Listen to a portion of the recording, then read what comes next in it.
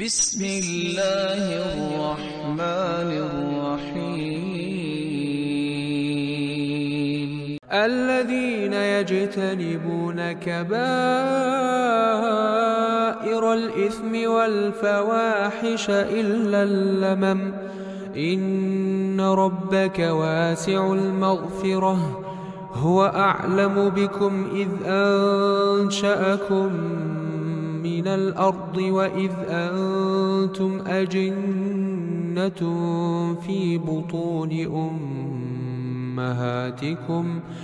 فلا تزكوا أنفسكم هو أعلم بمن اتقى أفرأيت الذي تولى وأعطى قليلا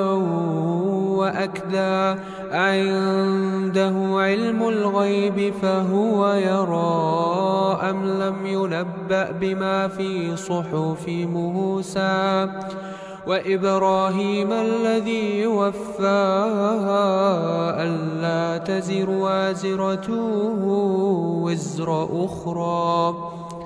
وأن ليس للإنسان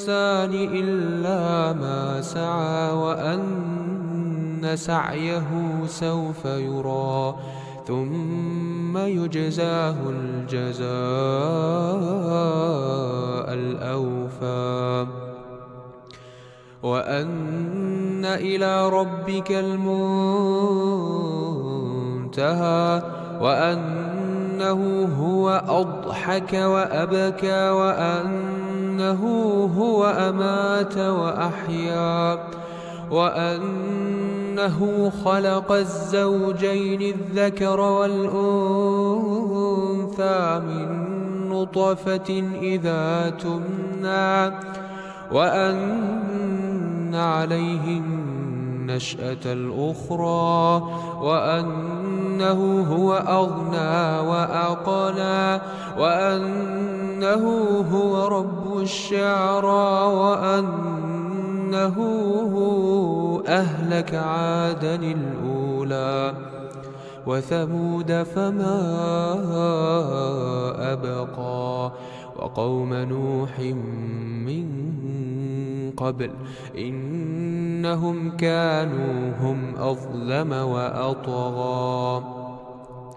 والمؤتفكة أهوى فغشاها ما غشا فبأي آلاء ربك تتمارى هذا نذير من النذر الأولى أزفت الآزفة ليس لها من دون الله كاشفة أفمن هذا الحديث تعجبون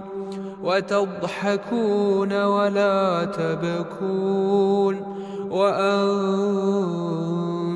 سامدون